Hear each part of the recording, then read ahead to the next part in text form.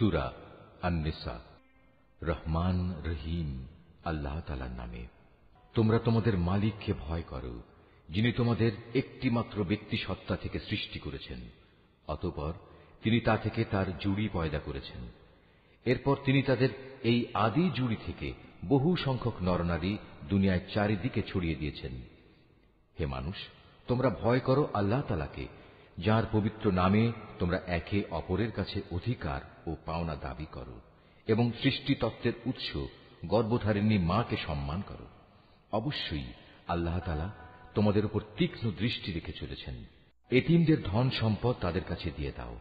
তাদের ভালো জিনিসের সাথে নিজেদের খারাপ জিনিসের বদল করো না। তাদের সম্পদ সমূহ কখনো নিজেদের মালের সাথে মিলিয়ে হজম করে নিও না। এটা আসলেই একটা জঘন্য পাপ। আর যদি তোমাদের এই আশঙ্কা থাকে যে তোমরা এতিম মহিলাদের মাঝে ন্যায় বিচার করতে পারবে না, তাহলে সাধারণ নারীদের মাঝ থেকে তোমাদের যাদের ভালো লাগে তাদের 2 জন, 3 জন কিংবা 4 জনকে বিয়ে করে নাও। কিন্তু যদি তোমাদের এই ভয় হয় যে তোমরা একের অধিক হলে তাদের মাঝে ইনসাফ করতে পারবে না, তাহলে তোমাদের জন্য একজনই যথেষ্ট, কিংবা যে তোমাদের অধিকারভুক্ত তাদেরই যথেষ্ট মনে করে নাও।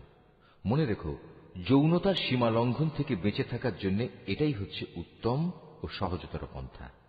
নারীদের তাদের মোহরানার অঙ্ক একান্ত খুশি মনে তাদের মালিকানায় দিয়ে দাও। অতঃপর তারা যদি নিজেদের মনের খুশিতে এর কিছু অংশ তোমাদের ছেড়ে দেয়, তাহলে তোমরা তা খুশি মনে ভোগ করতে পারো। আল্লাহ তাআলা তোমাদের যে সম্পদকে দুনিয়ায় তোমাদের প্রতিষ্ঠা লাভের উপকরণ হিসেবে বানিয়ে দিয়েছেন, তা এই নির্বোধ লোকেদের হাতে ছেড়ে দিও না। অবশ্যই এ থেকে তাদের খাওয়ার ব্যবস্থা করবে, তাদের পোশাক সরবরাহ করবে, সর্বোপরি তাদের সাথে ভালো কথা বলবে। এতিমদের প্রতি লক্ষ্য রাখতে হবে যতক্ষণ না তারা বিয়ের বয়স পর্যন্ত পৌঁছে। অতঃপর যদি তোমরা তাদের মধ্যে সম্পদ পরিচালনার যোগ্যতা অনুভব করতে পারো, তাহলে তাদের ধন সম্পদ তাদের হাতে তুলে দেবে। তাদের এই ধন সম্পদ তাদের বড় হবার আগেই তাড়াহুড়ো করে হজম করে ফেলো না। এতিমদের পৃষ্ঠপোষক যদি সম্পদশালী হয়, তাহলে সে যেন এই বাড়াবাড়ি থেকে বেঁচে থাকে। তবে হ্যাঁ, যদি সে পৃষ্ঠপোষক গরিব হয়, তাহলে সমাজের প্রচলিত নিয়ম অনুযায়ী সে যেন তা থেকে নিজের পারিশ্রমিক গ্রহণ করে। যখন তোমরা তাদের ধন সম্পদ তাদের ফিরিয়ে দেবে, তখন তাদের উপর সাক্ষী রেখো, যদিও হিসাব গ্রহণের জন্য আল্লাহ তাআলাই যথেষ্ট। তাদের পিতামাতা ও আত্মীয় স্বজনদের রেখে যাওয়া ধন সম্পদে পুরুষদের যেমন নির্দিষ্ট অংশ রয়েছে, একইভাবে নারীদের জন্য সে সম্পদে নির্দিষ্ট অংশ রয়েছে, যা তাদের পিতামাতা ও আত্মীয় স্বজনরা রেখে গেছে। পরিমাণ অল্প হোক কিংবা বেশি, উভয়ের জন্য এর অংশ নির্দিষ্ট করে দেয়া হয়েছে। মৃত ব্যক্তির সম্পদ বন্টনের সময় যখন তার আপনজন, এতিম ও মিসকিনরা সেখানে এসে হাজির হয়, তখন তা থেকে তাদেরও কিছু দেবে এবং তাদের সাথে সুন্দরভাবে কথা বলবে। এতিমদের ব্যাপারে মানুষের এটুকু ভয় করা উচিত, যদি তারা নিজেরা মৃত্যুর সময় এমনি দুর্বল সন্তানদের পেছনে রেখে চলে আসত, তাহলে তাদের ব্যাপারে তারা এভাবেই ভীত শঙ্কিত থাকত। অতএব তাদের ব্যাপারে আল্লাহকে ভয় করে চলা এবং এদের সাথে হামেশাই ন্যায় ইনসাফের কথাবার্তা বলা উচিত। যারা অন্যায়ভাবে এতিমদের মাল সম্পদ ভক্ষণ করে, তারা যেন আগুন দিয়ে নিজেদের পেট ভর্তি করে। অচিরেই এই লোকগুলো জাহান্নামের আগুনে জ্বলতে থাকবে। আল্লাহ তাআলা তোমাদের উত্তরাধিকারে সন্তানদের সম্পর্কে এ মর্মে তোমাদের জন্য এ বিধান জারি করেছেন যে এক ছেলের অংশ হবে 2 কন্যা সন্তানের মতো। কিন্তু উত্তরাধিকারী কন্যারা যদি 2-এর বেশি হয়, তাহলে তাদের জন্য থাকবে রেখে যাওয়া সম্পত্তির 2/3, আর সে কন্যা সন্তান যদি একজন হয়, তাহলে তার অংশ হবে পরিত্যক্ত সম্পত্তির অর্ধেক। মৃত ব্যক্তির সন্তান থাকলে তার পিতামাতা প্রত্যেকের জন্য থাকবে সে সম্পদের 6/1 অপরদিকে মৃত ব্যক্তির যদি কোনো সন্তান না থাকে এবং পিতামাতাই যদি হয় তার একমাত্র উত্তরাধিকারী, তাহলে তার মায়ের অংশ হবে 3/1। যদি মৃত ব্যক্তির কোনো ভাই বোন বেঁচে থাকে, তাহলে তার মায়ের অংশ হবে 6/1। মৃত্যুর আগে সে যে ওসিয়ত করে গেছে এবং তার রেখে যাওয়া ঋণ আদায় করে দেওয়ার পরেই কিন্তু এই সব ভাগ বাটোয়ারা করতে হবে। তোমরা জানো না তোমাদের পিতামাতা ও তোমাদের সন্তান সন্ততির মধ্যে কে তোমাদের জন্য উপকারের দিক থেকে বেশি নিকটবর্তী। অতএব এ হচ্ছে আল্লাহর বিধান। অবশ্যই আল্লাহ তাআলা সকল কিছু সম্পর্কে ওয়াকিবহাল এবং তিনি হচ্ছেন বিজ্ঞ পরম কুশলী। তোমাদের স্ত্রীদের রেখে যাওয়া সম্পত্তিতে তোমাদের অংশ হচ্ছে অর্ধেক, যদি তাদের কোনো সন্তানাদি না থাকে। আর যদি তাদের সন্তান থাকে, তাহলে সে সম্পত্তিতে তোমাদের অংশ হবে 4/1 তারা যে ওসিয়ত করে গেছে কিংবা তাদের ঋণ পরিশোধ করার পরেই কিন্তু তোমরা এই অংশ পাবে। তোমাদের স্ত্রীদের জন্য থাকবে তোমাদের রেখে যাওয়া সম্পত্তির 1/4। যদি তোমাদের কোনো সন্তান না থাকে। যদি তোমাদের সন্তান থাকে, তাহলে তারা পাবে রেখে যাওয়া সম্পদের 8/1। মৃত্যুর আগে তোমরা যা ওসিয়ত করে যাবে কিংবা যে ঋণ তোমরা রেখে যাবে তা পরিশোধ করে দেওয়ার পরেই এই অংশ তারা পাবে। যদি কোনো পুরুষ কিংবা নারী এমন হয় যে তার কোনো সন্তান নেই, পিতামাতাও নেই, শুধু আছে তার এক ভাই ও এক বোন, তাহলে তাদের সবার জন্য থাকবে 6/1। ভাই বোন মিলে তারা যদি এর চাইতে বেশি হয়, তবে মৃত ব্যক্তির রেখে যাওয়া সম্পদের 1/3 তারা সবাই সমান অংশীদার হবে। অবশ্য এ সম্পত্তির উপর মৃত ব্যক্তির যা ওসিয়ত করা আছে কিংবা কোনো ঋণ পরিশোধের পরই এ ভাগাভাগি করা যাবে। তবে কখনো উত্তরাধিকারীদের অধিকার পাওয়ার পথে তা যেন ক্ষতিকর হয়ে না দাঁড়ায়, সে কথাও খেয়াল রাখতে হবে। কেননা এ হচ্ছে আল্লাহর নির্দেশ, আর আল্লাহ তাআলা সর্বজ্ঞানী ও পরম ধৈর্যশীল। এগুলো হচ্ছে আল্লাহ তাআলার সীমারেখা। যে ব্যক্তি এর ভেতরে থেকে তাঁর ও তাঁর রসুলের আনুগত্য করবে, আল্লাহ তাআলা তাকে এমন এক জান্নাতে প্রবেশ করাবেন যার তলদেশ দিয়ে ঝর্ণাধারা প্রবাহিত হবে। সেখানে সে অনন্তকাল ধরে অবস্থান করবে। মূলত এ হবে এক মহা সাফল্য। অপরদিকে যে ব্যক্তি আল্লাহ তাআলা ও তাঁর রসুলের নাফরমানি করবে এবং তার নির্ধারিত সীমারেখা লঙ্ঘন করবে, আল্লাহ তাআলা তাকে জ্বলন্ত আগুনে প্রবেশ করাবেন। সেখানে সে অনন্তকাল ধরে থাকবে। এটা হচ্ছে তার জন্য অপমানকর শাস্তি। তোমাদের নারীদের মধ্যে যারা ব্যভিচারের দুষ্কর্ম নিয়ে আসবে, তাদের বিচারের উপর তোমরা নিজেদের মধ্যে থেকে 4 জন সাক্ষী জোগাড় করবে। অতঃপর সে 4 জন লোক যদি ইতিবাচক সাক্ষ্য প্রদান করে, তাহলে সে নারীদের তোমরা ঘরের ভেতর অবরুদ্ধ করে রাখবে, যতদিন না মৃত্যু এসে তাদের সমাপ্তি ঘটিয়ে দেয়, অথবা আল্লাহ তাআলা তাদের জন্য অন্য কোনো ব্যবস্থা না করেন। আর তোমাদের মধ্যে যে 2 জন নরনারী এ ব্যভিচারের কাজ করবে, তাদের 2 জনকেই তোমরা শাস্তি দেবে। হ্যাঁ, তারা যদি তওবা করে এবং নিজেদের সংশোধন করে নেয়, তাহলে তাদের শাস্তি দেয়া থেকে তোমরা সরে দাঁড়াও। অবশ্যই আল্লাহ তাআলা তওবা কবুলকারী এবং পরম দয়ালু। আল্লাহ তাআলার উপর শুধু তাদের তওবাই কবুলযোগ্য হবে যারা ভুলবশত গুনাহের কাজ করে, অতঃপর জানা মাত্রই তারা দ্রুত তা থেকে ফিরে আসে। মূলত এরাই হচ্ছে সেসব লোক যাদের উপর আল্লাহ তাআলা দয়া পরবশ হন, আর আল্লাহ তাআলাই হচ্ছেন সর্ববিষয়ে জ্ঞানী, কুশলী। আর তাদের জন্য তওবা করার কোনো অবকাশ নেই যারা আজীবন শুধু গুনাহের কাজই করে। এভাবেই গুনাহের কাজ করতে করতে একদিন তাদের কারো দুয়ারে যখন মৃত্যু এসে হাজির হয়, তখন সে বলে, হে আল্লাহ, আমি এখন তওবা করলাম।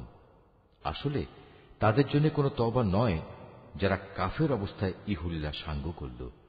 এরা হচ্ছে সেসব লোক যাদের জন্য আমি কঠিন যন্ত্রণাদায়ক আযাবের ব্যবস্থা করে রেখেছি। হে মানুষ, তোমরা যারা ঈমান এনেছ, তোমাদের জন্য কখনো জোর করে বিধবা নারীদের উত্তরাধিকারের পণ্য বানানো বৈধ নয়।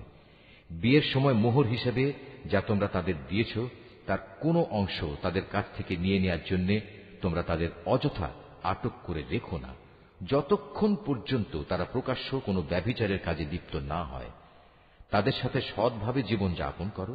এমনকি তোমরা যদি তাদের পছন্দ নাও করো, এমনও তো হতে পারে যা কিছু তোমরা পছন্দ করো না, তার মধ্যেই আল্লাহ তাআলা তোমাদের জন্য অফুরন্ত কল্যাণ নিহিত রেখে দিয়েছেন। আর যদি তোমরা এক স্ত্রীকে আরেকজন স্ত্রী দ্বারা বদল করার সংকল্প করেই নাও, তাহলে মোহর হিসেবে বিপুল পরিমাণ সোনাদানা দিলেও তার কোনো অংশ তোমরা তার কাছ থেকে ফেরত নিও না। তোমরা কি তাদের উপর মিথ্যা অপবাদ দিয়ে ও সুস্পষ্ট পাপাচার করে তা ফেরত নিতে চাচ্ছ? তোমরা মোহরানার সে অংশটুকু ফেরত নেবেই বা কি করে? অথচ বিভিন্নভাবে তোমরা তো একে অপরের স্বাদ গ্রহণ করেছ। তাছাড়া এর মাধ্যমে তারা তোমাদের কাছ থেকে বিয়ে বন্ধনের পাকাপাকি একটা প্রতিশ্রুতিও আদায় করে নিয়েছিল, যা তোমরা ভেঙে দিয়েছ। নারীদের মধ্যে থেকে যাদের তোমাদের পিতামহরা বিয়ে করেছে, তাদের তোমরা কখনো বিয়ে করো না। হ্যাঁ, এই নির্দেশ আসার আগে যা হয়ে গেছে তা তো হয়েই গেছে। এটি আসলেই ছিল এক অশ্লীল নির্লজ্জ কাজ এবং খুবই ঘৃণ্য ও নিকৃষ্ট আচরণ। বিয়ের জন্য তোমাদের উপর হারাম করে দেয়া হয়েছে তোমাদের মা, তোমাদের মেয়ে, তোমাদের বোন, তোমাদের ফুপু, তোমাদের খালা, ভাইদের মেয়ে, বোনদের মেয়ে। আরো হারাম করা হয়েছে সেসব মা যারা তোমাদের বুকের দুধ খাইয়েছে, তোমাদের দুধ খাওয়া সাথী বোন, তোমাদের স্ত্রীদের মা, তোমাদের স্ত্রীদের মাঝে যাদের সাথে তোমরা সহবাস করেছ, তাদের আগের স্বামীর ঔরসজাত মেয়েরা যারা তোমাদের অভিভাবকত্বে রয়েছে। অবশ্য যদি তাদের সাথে তোমাদের শুধু বিয়ে হয়ে থাকে কিন্তু তোমরা কখনো তাদের সাথে সহবাস করোনি, তাহলে তাদের আগের স্বামীর মেয়েদের বিয়ে করায় তোমাদের জন্য কোনো দোষ নেই। তোমাদের জন্য তোমাদের নিজেদের ঔরসজাত ছেলেদের স্ত্রীদের হারাম করা হয়েছে। উপরন্তু বিয়ের জন্য তোমাদের উপর দুই বোনকে একত্র করাও হারাম করা হয়েছে। তবে যা কিছু এর আগে সংগঠিত হয়ে গেছে তা তো হয়েই গেছে। সে ব্যাপারে অবশ্যই আল্লাহ তাআলা বড়ই ক্ষমাশীল ও একান্ত দয়াবান। নারীদের মাঝে আগে থেকেই বিয়ের দুর্গে অবস্থানকারীদেরও তোমাদের জন্য হারাম করা হয়েছে। তবে যেসব নারী যুদ্ধবন্দী হয়ে তোমাদের অধিকারে এসে পড়েছে তারা ব্যতীত। এ হচ্ছে বিয়ের ব্যাপারে তোমাদের উপর আল্লাহ তাআলার বিধান। এর বাইরে যেসব নারী রয়েছে তাদের তোমাদের জন্য এ শর্তে হালাল করা হয়েছে যে তোমরা বিয়ের জন্য একটি নির্দিষ্ট পরিমাণ মোহরের বিনিময়ে আদায় করে দেবে এবং তোমরা বিয়ের সংরক্ষিত দুর্গে অবস্থান করবে। তোমরা অবাধ যৌন স্পৃহা পূরণে নিয়োজিত হবে না। অতঃপর তাদের মধ্যে যাদের তোমরা এর মাধ্যমে উপভোগ করবে তাদের মোহরের বিনিময়ে ফরজ হিসেবে আদায় করে দাও। অবশ্য একবার এ মোহর নির্ধারিত হয়ে যাওয়ার পর যে পরিমাণের উপর তোমরা উভয় একমত হও তাতে কোনো দোষের কিছু নেই। নিশ্চয়ই আল্লাহ তাআলা সর্বজ্ঞ, কুশলী। আর তোমাদের মধ্যে যে ব্যক্তির স্বাধীন ও সম্ভ্রান্ত কোনো ঈমানদার নারীকে বিয়ে করার আর্থিক ও সামাজিক সামর্থ্য না থাকে, তাহলে সে যেন তোমাদের অধিকারভুক্ত কোনো ঈমানদার নারীকে বিয়ে করে নেয়। তোমাদের ঈমানের অবস্থা সম্পর্কে তো আল্লাহ তাআলা সম্যক অবগত আছেন। ঈমানের মাপকাঠিতে তোমরা তো একই রকম। অতঃপর তোমরা তাদের অধিকারভুক্তদের অভিভাবকদের অনুমতি নিয়ে বিয়ে করো এবং ন্যায় ইনসাফ ভিত্তিক তাদের যথার্থ মোহরানা দিয়ে দাও। এর উদ্দেশ্য হচ্ছে তারা যেন বিয়ের দুর্গে সুরক্ষিত হয়ে যায়, স্বেচ্ছাচারিণী হয়ে পর পুরুষকে আনন্দ দানের কাজে নিয়োজিত না থাকে। অতঃপর যখন তাদের বিয়ের দুর্গে অবস্থান করে দেয়া হল, তখন যদি তারা ব্যভিচারে লিপ্ত হয় তখন তাদের উপর আরোপিত শাস্তির পরিমাণ কিন্তু বিয়ের দুর্গে অবস্থানকারিণী স্বাধীন সম্ভ্রান্ত নারীদের উপর আরোপিত শাস্তির অর্ধেক। তোমাদের মধ্যে যাদের ব্যভিচারে লিপ্ত হবার আশঙ্কা থাকবে শুধু তাদের জন্যই এই রেয়াতটুকু দেয়া হয়েছে। কিন্তু তোমরা যদি ধৈর্য ধারণ করতে পারো অবশ্যই তা তোমাদের জন্য কল্যাণকর এবং আল্লাহ তাআলা একান্ত ক্ষমাপরায়ণ ও পরম দয়ালু। আল্লাহ তাআলা তাঁর বাণীসমূহ তোমাদের কাছে খুলে খুলে বলে দিতে চান এবং তিনি তোমাদের পূর্ববর্তী পুণ্যবান মানুষদের পথে পরিচালিত করতে চান। আর এর মাধ্যমে আল্লাহ তাআলা তোমাদের ক্ষমা অনুগ্রহ করতে চান। আল্লাহ তাআলা সর্বজ্ঞ, কুশলী। আল্লাহ তাআলা তোমাদের উপর ক্ষমা পরবশ হবেন। অপরদিকে যারা নিজেদের পাশবিক লালসার অনুসরণ করে তারা চায় তোমরা সে ক্ষমার পথ থেকে বহুদূরে নিক্ষিপ্ত হয়ে গোমরা থেকে যাও। আল্লাহ তাআলা তোমাদের উপর থেকে বিধিনিষেধের বোঝা লঘু করে তোমাদের জীবন সহজ করে দিতে চান, কেননা মানুষকে অত্যন্ত দুর্বল করে পয়দা করা হয়েছে। হে মানুষ, তোমরা যারা ঈমান এনেছ, কখনো তোমরা একে অপরের ধন সম্পত্তি অন্যায়ভাবে গ্রাস করো না।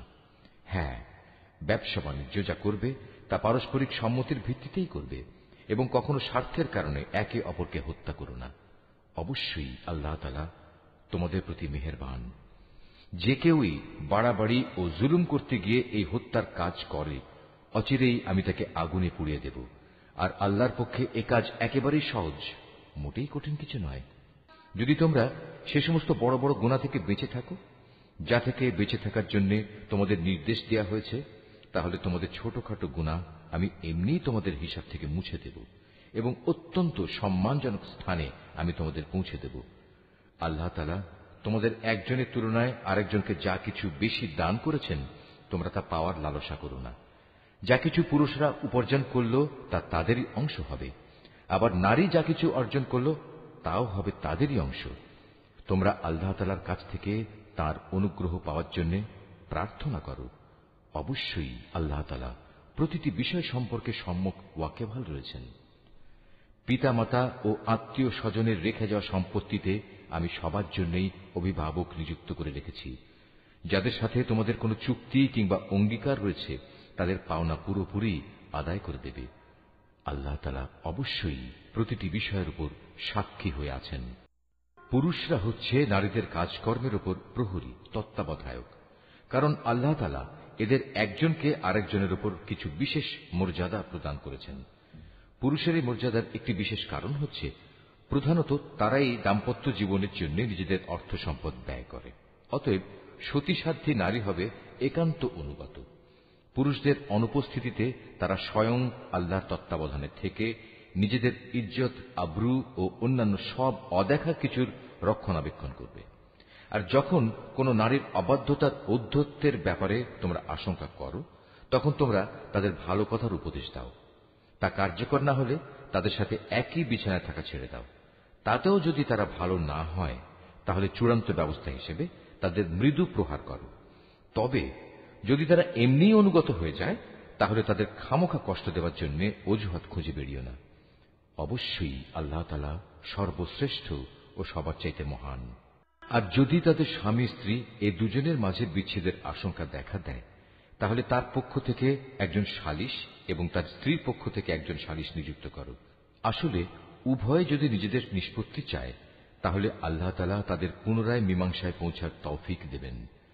আল্লাহ তাআলা নিশ্চয়ই সম্যক জ্ঞানী, সর্ববিষয়ে ওয়াকেবহাল। তোমরা এক আল্লাহ তাআলার ইবাদত করো, কোনো কিছুকেই তার সাথে অংশীদার বানিও না, এবং পিতামাতার সাথে ভালো ব্যবহার করো।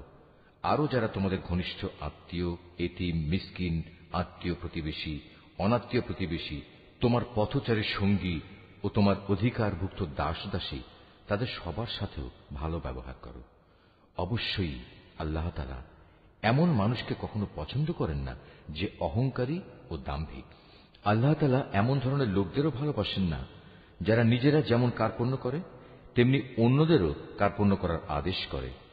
তাছাড়া আল্লাহ তাআলা তাদের যা কিছু ধন সম্পদের অনুগ্রহ দান করেছেন তারা তা লুকিয়ে রাখে। আমি কাফেরদের জন্য এক লাঞ্ছনাদায়ক শাস্তির ব্যবস্থা করে রেখেছি। আল্লাহ তাআলা তাদেরও পছন্দ করেন না যারা লোক দেখানোর উদ্দেশ্যে নিজেদের ধন সম্পদ ব্যয় করে। তারা আল্লাহ তাআলা এবং শেষ বিচারের দিনকেও বিশ্বাস করে না।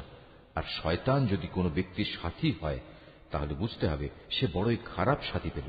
কি দুর্যোগ তাদের উপর দিয়ে বয়ে যেত যদি তারা শয়তানকে সাথী বানানোর বদলে আল্লাহ তাআলার উপর ঈমান আনত এবং ঈমান আনত পরকাল দিবসের উপর।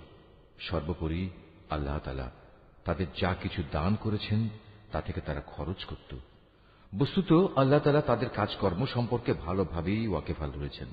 আল্লাহ তাআলা কার উপর এক বিন্দু পরিমাণও জুলুম করেন না, বরং তিনি তো এত দয়ালু যে নেকির কাজ যদি একটি হয় তবে তিনি তার পরিমাণ দ্বিগুণ করে দেন এবং এর সাথে তিনি নিজ থেকেও বড় কিছু পুরস্কার যোগ করেন। সেদিন তাদের অবস্থাটা কেমন হবে যখন আমি প্রত্যেক উম্মতের কাজে সাক্ষী হিসেবে তাদের নবীকে এনে হাজির করব, এবং হে মুহাম্মদ, এদের সবার কাছে সাক্ষী হিসেবে আমি সেদিন তোমাকে নিয়ে আসব। সেদিন যারা আল্লাহ তাআলাকে অস্বীকার করেছে এবং তার রাসূলের বিরুদ্ধাচরণ করেছে, তারা কামনা করবে মাটি যদি তাদের নিজেদের সাথে মিশে একাকার হয়ে যেত। কারণ সেদিন কোনো মানুষ কোনো কথাই মহাবিচারক আল্লাহ তাআলার কাছ থেকে গোপন করতে পারবে না। রুকু ৭। হে ঈমানদাররা, তোমরা কখনো নেশাগ্রস্ত অবস্থায় নামাজের কাছে যেও না, যতক্ষণ পর্যন্ত তোমরা এতটুকু নিশ্চিত না হবে যে তোমরা যা কিছু বলছো তা তোমরা ঠিক ঠিক জানতে বুঝতে পারছ। আবার অপবিত্র অবস্থায়ও নামাজের কাছে যেও না, যতক্ষণ না তোমরা পুরোপুরিভাবে গোসল সেরে নেবে। তবে পথচারী অবস্থায় থাকলে তা ভিন্ন কথা। আর যদি তোমরা অসুস্থ হয়ে পড়ো অথবা প্রবাসে থাকো, কিংবা তোমাদের কেউ যদি পায়খানা থেকে ফিরে আসো, অথবা তোমরা যদি দৈহিক মিলনের সাথে নারী স্পর্শ করো, তাহলে পানি দিয়ে নিজেদের পরিষ্কার করে নেবে। তবে যদি এসব অবস্থায় পানি নাই পাও, তাহলে পবিত্র মাটি দিয়ে তায়াম্মুম করে নেবে, এবং তার পদ্ধতি হচ্ছে তা দিয়ে তোমাদের মুখমণ্ডল ও তোমাদের হাত মাসহ করে নেবে। অবশ্যই আল্লাহ তাআলা গুনাহ মার্জনাকারী, পরম ক্ষমাশীল। হে নবী, তুমি কি তাদের অবস্থা দেখোনি যাদের আসমানী গ্রন্থের সামান্য একটা অংশ দেয়া হয়েছিল, কিন্তু তারা গুমরাহির পথই কিনে নিচ্ছে। তারা তো তোমাদেরও পথভ্রষ্ট করে দিতে চায়। তোমাদের দুশমনদের আল্লাহ তাআলা ভালো করেই জানেন। অভিভাবক হিসেবে যেমন আল্লাহ তাআলা যথেষ্ট, তেমনি সাহায্যকারী হিসেবেও আল্লাহ তাআলাই যথেষ্ট। ইহুদি জাতির মধ্যে কিছু লোক এমন আছে যারা রসুলের কথাগুলো মূল অর্থের স্থান থেকে সরিয়ে বিকৃত করে দেয় এবং তারা বলে, আমরা শুনলাম এবং সাথে সাথে অমান্যও করলাম। আবার বলে, আমাদের কথা শুনুন। আসলে ইসলামী জীবন বিধানে অপবাদ দানের উদ্দেশ্যে নিজেদের জিহ্বাকে কুঞ্চিত করে এরা বলে, হে নবী, আপনি শুনুন। সাথে সাথেই বলে, আপনার শ্রবণ শক্তি রহিত হয়ে যাক। অথচ এসব কথা না বলে তারা যদি বলতো, হে নবী, আমরা আপনার কথা শুনলাম এবং তা মেনে নিলাম এবং আপনি আমাদের কথা শুনুন, আমাদের প্রতি লক্ষ্য করুন, তাহলে এ বিষয়টা তাদের জন্য কতই না ভালো হতো। তাই হতো বরং তাদের জন্য সঙ্গত। কিন্তু সত্য অস্বীকার করার কারণে তাদের উপর আল্লাহ তাআলা অভিশাপ দিয়েছেন। অতঃপর তাদের সামান্য কিছু লোকই মাত্র ঈমান এনে থাকে। হে মানুষেরা, যাদের কিতাব দেয়া হয়েছে, তোমরা সেই গ্রন্থের উপর ঈমান আনো যা আমি মুহাম্মাদের উপর নাজিল করেছি। এ হচ্ছে এমন এক কিতাব যা তোমাদের কাছে মজুদ পূর্ববর্তী কিতাবের সত্যতা স্বীকার করে। ঈমান আনো সে সময় আসার আগে যখন আমি পাপিষ্ঠদের চেহারাসমূহ বিকৃত করে তাকে উল্টো দিকে ঘুরিয়ে দেব, অথবা ইহুদিদের পবিত্র দিন শনিবারের অবমাননাকারীদের প্রতি আমি যেভাবে অভিশাপ নাজিল করেছি, তেমনি কোন বড় বিপর্যয় আসার আগেই ঈমান আনো। আর আল্লাহ তাআলার হুকুম সে তো অবধারিত। নিঃসন্দেহে আল্লাহ তাআলা কখনো সে গুনাহ মাফ করবেন না যেখানে তার সাথে কাউকে শরীক করা হয়। এছাড়া অন্য সব গুনাহ তিনি যাকে ইচ্ছা ক্ষমা করে দেন। যে ব্যক্তি আল্লাহর সাথে কাউকে অংশীদার বানালো, সে সত্যি একটা বড় ধরনের মিথ্যা রচনা করল এবং একটা মহা পাপে নিজেকে জড়ালো। হে নবী, তুমি কি তাদের অবস্থা দেখোনি যারা নিজেদের খুব পবিত্র মনে করে, অথচ আল্লাহ তাআলা যাকে ইচ্ছা তাকেই পবিত্র করেন, এবং যারা অপবিত্র তাদের উপর এক বিন্দু পরিমাণও জুলুম করা হবে না। এদের প্রতি তাকিয়ে দেখো কিভাবে এরা আল্লাহ তাআলা সম্পর্কে মিথ্যা অপবাদ রটিয়ে যাচ্ছে। প্রকাশ্য গুনাহ হিসাবে এটাই তো এদের জন্য যথেষ্ট। তুমি কি তাদের অবস্থা দেখোনি যাদের আল্লাহ তাআলার কিতাবের কিছু অংশ দান করা হয়েছিল? তারা আস্তে আস্তে নানা ধরনের ভিত্তিহীন অমূলক জাদুমন্ত্র জাতীয় জিনিস ও বহুতর মিথ্যা মাবুদের উপর ঈমান আনতে শুরু করল, এবং কাফেরদের সম্পর্কে তারা বলতে লাগল, ঈমানদারদের তুলনায় এরাই তো সঠিক পথের উপর রয়েছে। এরাই হচ্ছে সেই হতভাগ্য মানুষগুলো যাদের উপর আল্লাহ তাআলা অভিসম্পাত করেছেন। আর আল্লাহ তাআলা যার উপর অভিশাপ পাঠান তার জন্য তুমি কোনো সাহায্যকারী পাবে না। অথবা এরা কি মনে করে যে তাদের ভাগে রাজত্ব ও প্রাচুর্য সংক্রান্ত কিছু বরাদ্দ করা আছে? যদি সত্যি সত্যি তেমন কিছু এদের দেয়া হতো, তাহলে এরা তো খেজুর পাতার একটি ঝিল্লিও কাউকে দিতে চাইত না। অথবা এরা কি অন্যান্য মানব সন্তানদের ব্যাপারে হিংসা বিদ্বেষ পোষণ করে, যাদের আল্লাহ তাআলা নিজস্ব ভান্ডার থেকে জ্ঞান, কৌশল ও রাজনৈতিক ক্ষমতা দান করেছেন? অথচ আমি তো ইব্রাহিমের বংশধরদেরও আমার গ্রন্থ ও সেই গ্রন্থলব্ধ জ্ঞান বিজ্ঞান দান করেছিলাম। এর সাথে আমি তাদের এক বিশাল পরিমাণ রাজত্বও দান করেছিলাম। কিন্তু তাদের মধ্যে অল্প কিছু লোকই তার উপর ঈমান এনেছে, আবার কেউ কেউ তার থেকে মুখ ফিরিয়ে নিয়েছে। এদের পুড়িয়ে দেওয়ার জন্য জাহান্নামই যথেষ্ট। যারা আমার আয়াতসমূহ অস্বীকার করেছে তাদের আমি অচিরেই জাহান্নামের আগুনে পুড়িয়ে দেব। অতঃপর পুড়ে যখন তাদের দেহের চামড়া গলে যাবে, তখন আমি তার বদলে নতুন চামড়া বানিয়ে দেব, যাতে করে তারা আযাব ভোগ করতে পারে।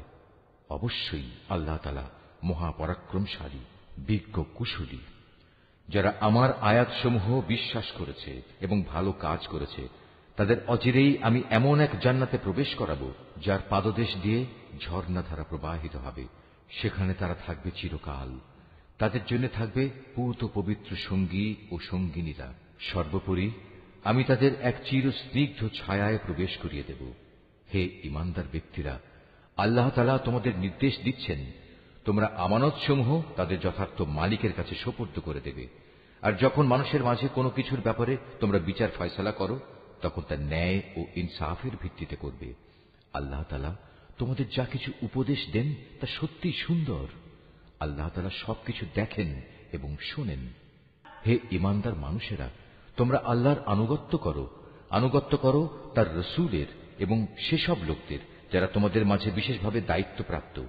অতঃপর তোমাদের মাঝে যদি কোনো ব্যাপারে মতবিরোধের সৃষ্টি হয়, তাহলে সেই বিষয়টি ফয়সালার জন্য আল্লাহ তাআলা ও তার রসুলের দিকে ফিরিয়ে নিয়ে যাও।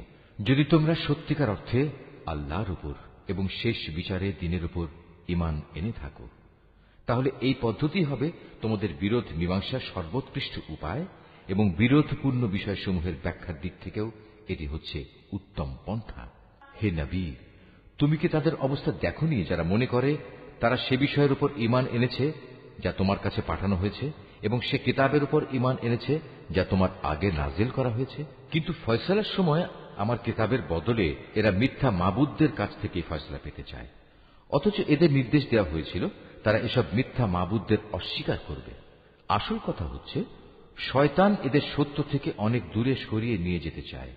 এদের যখন বলা হয় আল্লাহ তাআলা তাঁর রসুলের উপর যা কিছু নাজিল করেছেন তোমরা তার দিকে ফিরে এসো, তখন তুমি এই মুনাফিকদের দেখবে এরা তোমার কাছ থেকে একে একে মুখ ফিরিয়ে দূরে সরে যাচ্ছে। অতঃপর তাদের কৃতকর্মের কারণে যখন তাদের উপর কোনো বিপদ মুসিবত এসে পড়ে, তখন এদের অবস্থাটা কি হয় দেখেছ? তারা তখন সবাই তোমার কাছে ছুটে আসে এবং আল্লাহর নামের কসম করে তোমাকে বলে, আমরা তো কল্যাণ ও সম্প্রীতি ছাড়া আর কিছুই চাইনি। এদের মনের ভেতর কি অভিসন্ধি লুকিয়ে আছে তা আল্লাহ তাআলা ভালো করে জানেন। তাই তুমি এদের এড়িয়ে চলো। তুমি এদের ভালো উপদেশ দাও এমন সব কথায় যা তাদের অন্তর ছুঁয়ে যায়। তুমি আরো বলো, আমি যখনই কোনো জনপদে কোনো রসুল পাঠিয়েছি তাকে এজন্যই পাঠিয়েছি যে আল্লাহর নির্দেশ অনুযায়ী সেখানে তার শর্তহীন আনুগত্য করা হবে। যখনই তারা নিজেদের উপর কোনো জুলুম করবে তখনই তারা তোমার কাছে ছুটে আসবে এবং নিজেদের কৃতকর্মের জন্য আল্লাহ তাআলার কাছে ক্ষমা প্রার্থনা করবে। আল্লাহর রসুলও তাদের জন্য ক্ষমা চাইবে। এমত অবস্থায় তারা অবশ্যই আল্লাহকে পরম ক্ষমাশীল ও অতীব দয়ালু হিসেবে দেখতে পাবে। না, আমি তোমার মালিকের শপথ করে বলছি, এরা কিছুতেই ঈমানদার হতে পারবে না যতক্ষণ না তারা তাদের যাবতীয় মতবিরোধের ফয়সালায় তোমাকে শর্তহীনভাবে বিচারক মেনে নেবে। অতঃপর তুমি যা ফয়সালা করবে সে ব্যাপারে তাদের মনে আর কোনো দ্বিধাদ্বন্দ্ব থাকবে না, বরং তোমার সিদ্ধান্ত তারা সর্বান্তঃকরণে মেনে নেবে। আমি যদি তাদের উপর এ আদেশ জারি করতাম যে তোমরা নিজেদের জীবন বিসর্জন দাও অথবা তোমরা নিজেদের ভিটে মাটি ছেড়ে অন্যত্র চলে যাও, তাহলে তাদের মধ্যে সামান্য সংখ্যক মানুষই তা করত। যেসব উপদেশ তাদের দেয়া হয়েছে তা যদি তারা মেনে চলত তবে তা তাদের জন্য খুবই কল্যাণকর হতো এবং তাদের মানসিক স্থিরতাও এতে করে মজবুত হতো। তাহলে আমিও আমার পক্ষ থেকে এজন্য তাদের বড় ধরনের পুরস্কার দিতাম। উপরন্তু আমি তাদের সরল পথও দেখিয়ে দিতাম। যারা আল্লাহ তাআলা ও তার রসুলের আনুগত্য করে তারা শেষ বিচারের দিন সেসব পুণ্যবান মানুষদের সাথে থাকবে যাদের উপর আল্লাহ তাআলা প্রচুর নিয়ামত বর্ষণ করেছেন। এরা হচ্ছে নবী রসুল যারা হেদায়েতের সত্যতা স্বীকার করেছে, আল্লাহর পথে জীবন উৎসর্গকারী শহীদ ও অন্যান্য নেককার মানুষ সাথী হিসাবে এরা সত্যি উত্তম। এ হচ্ছে আল্লাহ তাআলার কাছ থেকে অনুগ্রহ। মূলত কোনো কিছু জানার জন্য আল্লাহ তাআলাই যথেষ্ট। হে ঈমানদাররা, শত্রুর মোকাবেলায় তোমরা সর্বদা তোমাদের সতর্কতা গ্রহণ করো। অতঃপর হয় দলে দলে বিভক্ত হবে কিংবা একসঙ্গে শত্রুর মোকাবেলা করো। তোমাদের মধ্যে অবশ্যই এমন মুনাফিক লোক থাকবে যে যুদ্ধের ব্যাপারে গড়িমসি করবে।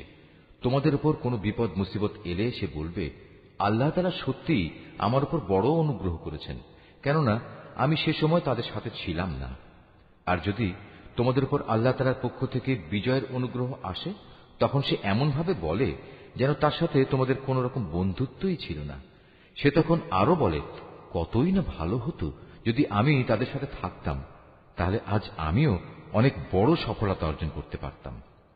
যেসব মানুষ পরকালের বিনিময়ে এ পার্থিব জীবন ও তার সুখ স্বাচ্ছন্দ্য বিক্রি করে দিয়েছে সেসব মানুষের উচিত আল্লাহ তাআলার পথে লড়াই করা, কারণ যে আল্লাহর পথে লড়াই করবে সে এ পথে জীবন বিলিয়ে দেবে কিংবা সে বিজয় লাভ করবে। অচিরেই আমি তাকে এই উভয় অবস্থার জন্যই বিরাট পুরস্কার দেব। তোমাদের একই হয়েছে, তোমরা আল্লাহর পথে সেসব অসহায় নরনারী ও দুস্থ শিশু সন্তানদের বাঁচাবার জন্য লড়াই করো না যারা নির্যাতনে কাতর হয়ে ফরিয়াদ করছে। হে আমাদের মালিক, আমাদের এই জালেমদের জনপদ থেকে বের করে অন্য কোথাও নিয়ে যাও। অতঃপর তুমি আমাদের জন্য তোমার কাছ থেকে একজন অভিভাবক পাঠিয়ে দাও, তোমার কাছ থেকে আমাদের জন্য একজন সাহায্যকারী পাঠাও। যারা আল্লাহ তাআলা ও তার রাসূলের উপর ঈমান এনেছে তারা সর্বদা আল্লাহর পথে যুদ্ধ করে, আর যারা আল্লাহ তাআলাকে অস্বীকার করেছে তারা লড়াই করে মিথ্যা মাবুদদের সপক্ষে। অতএব তোমরা যুদ্ধ করো শয়তান ও তার চেলাচামুন্ডাদের বিরুদ্ধে। তোমরা সাহস হারিও না, কারণ শয়তানের ষড়যন্ত্র খুবই দুর্বল।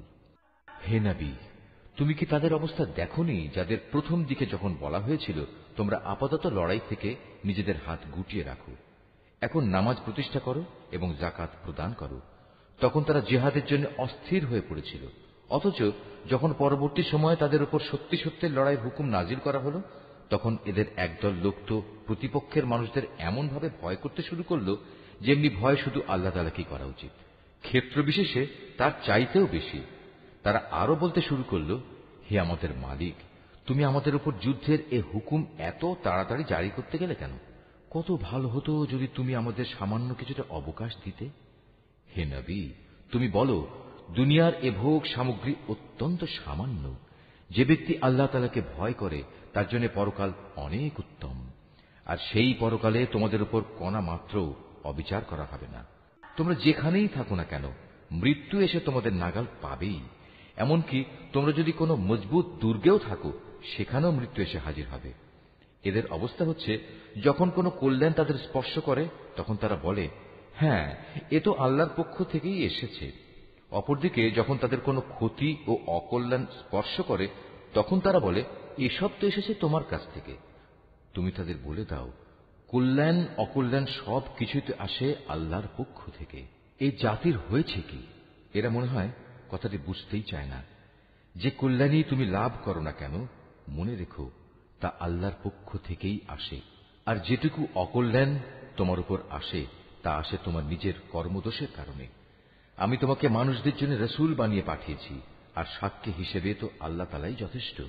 যে ব্যক্তি রাসূলের আনুগত্য করে সে যেন আল্লাহরই আনুগত্য করে, আর যে ব্যক্তি তার আনুগত্য থেকে মুখ ফিরিয়ে নেয় তাদের উপর মনে রেখো আমি তোমাকে প্রহরী বানিয়ে পাঠাইনি। তারা মুখে মুখে বলে, আমরা তোমার আনুগত্য স্বীকার করি, কিন্তু তারা যখন তোমার কাছ থেকে দূরে সরে যায় তখন তাদের একদল লোক রাতের অন্ধকার সময়ে একত্রিত হয়ে ঠিক তুমি যা বলো তার বিরুদ্ধেই সলা পরামর্শ করে বেড়ায়। তারা রাতের বেলায় যা কিছু করে আল্লাহ তাআলা সেসব কর্মকাণ্ডগুলো ঠিক মতোই লিখে রাখছেন।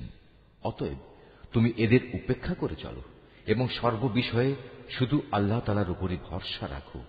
অভিভাবক হিসেবে তো আল্লাহ তাআলাই যথেষ্ট। এরা কি কোরআন ও তার সূত্র নিয়ে চিন্তা গবেষণা করে না?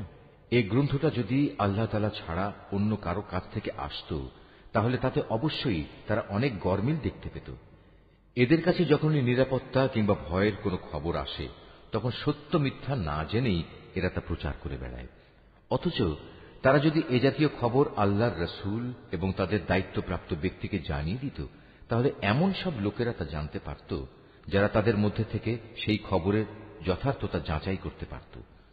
যদি তোমাদের উপর আল্লাহর অনুগ্রহ না থাকত তাহলে এ প্রচারণার ফলে হাতে গোনা কিছু লোক ছাড়া তোমাদের অধিকাংশ লোকই শয়তানের অনুসারী হয়ে যেত। অতএব হে নবী, তুমি আল্লাহর পথে লড়াই করো, কেননা তোমাকে শুধু তোমার কাজকর্মের জন্যই দায়ী করা হবে এবং তুমি তোমার সাথী মোমেনদের আল্লাহ তাআলার পথে লড়াই করতে উদ্বুদ্ধ করতে থাকো। আল্লাহ তাআলা হয়তো অচিরেই এ কাফেরদের শক্তি চূর্ণ বিচূর্ণ করে দেবেন, কারণ আল্লাহ তাআলা শক্তিতে প্রবলতর, আবার শাস্তি দানেও তিনি কঠোরতর। যদি তার জন্য কোনো ব্যক্তি কোনো ভালো কাজের সুপারিশ করে তাহলে তাতে অবশ্যই তার অংশ থাকবে, আবার যে ব্যক্তি কোনো অন্যায় কাজের ব্যাপারে সুপারিশ করবে তাহলে তার সৃষ্ট অকল্যাণেও তার সমপরিমাণ অংশ থাকবে। আল্লাহ তাআলাই তোমাদের সব ধরনের কাজের একক নিয়ন্ত্রণকারী। যখন তোমাদের সালাম দ্বারা অভিবাদন জানানো হয় তখন তোমরা তার চাইতেও উত্তম পন্থায় তার জবাব দাও। উত্তম ভাবে না হলেও কমপক্ষে যতটুকু সে দিয়েছে ততটুকুই ফেরত দাও। অবশ্যই আল্লাহ তাআলা সব কিছুর পুঙ্খানুপুঙ্খ হিসাব রাখেন। আল্লাহ তাআলা এক মহান সত্তা, তিনি ছাড়া দ্বিতীয় কোনো মাবুদ নেই। অবশ্যই তিনি তোমাদের কিয়ামতের দিন এক জায়গায় জড়ো করবেন। সেদিনের ব্যাপারে কোনো রকম সন্দেহ নেই। আর এমন কে আছে যে আল্লাহ তাআলার চাইতে বেশি সত্য কথা বলতে পারে? এ কি হলো তোমাদের? তোমরা মুনাফিকদের ব্যাপারে দুদলে বিভক্ত হয়ে গেলে, বিশেষ করে যখন স্বয়ং আল্লাহ তাআলাই তাদের কৃতকর্মের জন্য তাদের উপর অভিশাপ নাজিল করেছেন। আল্লাহ তাআলা যাদের পথভ্রষ্ট করে দিয়েছেন, তোমরা কি তাদের সঠিক পথে আনতে চাও? বস্তুত আল্লাহ তাআলা যাকে পথভ্রষ্ট করেন তার জন্য তুমি কোনো পথে খুঁজে পাবে না। তারা তো এটাই কামনা করে যে তারা যেভাবে কুফরি করেছে তোমরাও তেমনি কুফরি করো, তাহলে তোমরা উভয়ে একই রকম হয়ে যেতে পারো। কাজেই তুমি তাদের মধ্যে থেকে কাউকেও নিজের বন্ধুরূপে গ্রহণ করো না, যতক্ষণ না তারা আল্লাহ তাআলার পথে নিজেদের ভিটে মাটি ছেড়ে ঈমানের প্রমাণ না দেবে। আর যদি তারা হিজরতের এ কাজটি না করে, তাহলে তোমরা তাদের যেখানেই পাবে গ্রেফতার করবে এবং যুদ্ধরত শত্রুদের সহযোগিতা করার জন্য তাদের হত্যা করবে। আর কোনো অবস্থায় তাদের মধ্যে থেকে কাউকে তোমরা বন্ধু ও সাহায্যকারী হিসেবে গ্রহণ করো না। অবশ্য তাদের কথা আলাদা, যারা তোমাদের সাথে চুক্তিবদ্ধ কোনো একটি সম্প্রদায়ের সাথে এসে মিলিত হবে। আবার তাদের ব্যাপারও নয়, যারা তোমাদের সামনে এমন মানসিক অবস্থা নিয়ে আসে যে মূলত তাদের অন্তর তোমাদের সাথে যেমনি লড়াই করতে বাধা দেয়, তেমনি নিজেদের জাতির বিরুদ্ধেও তাদের লড়াই করতে বাধা দেয়। অপরদিকে আল্লাহ তাআলা যদি চাইতেন, তিনি তোমাদের উপর এদের ক্ষমতাবান করে দিতে পারতেন। তেমন অবস্থায় তারা অবশ্যই তোমাদের সাথে লড়াই করত। অতএব এরা যদি তোমাদের কাছ থেকে আলাদা হয়ে যায়, ময়দানের লড়াই থেকে বিরত থাকে এবং তোমাদের কাছে শান্তি ও সন্ধির প্রস্তাব পাঠায়, তাহলে তাদের বিরুদ্ধে অভিযানের কোনো পন্থাই আল্লাহ তাআলা তোমাদের জন্য উন্মুক্ত রাখেননি। এই মুনাফিকদের মাঝে তোমরা এমন আরেক দল পাবে, যারা তোমাদের দিক থেকে যেমন শান্তি ও নিরাপত্তা পেতে চায়, তেমনি তারা তাদের নিজেদের জাতির কাছ থেকেও নিরাপত্তা ও নিশ্চয়তা পেতে চায়। কিন্তু এদের যখনই কোনো বিপর্যয় সৃষ্টির কাজের দিকে ডাক দেয়া হবে, তখন সাথে সাথেই এরা তোমাদের বিরুদ্ধে ঝাঁপিয়ে পড়বে।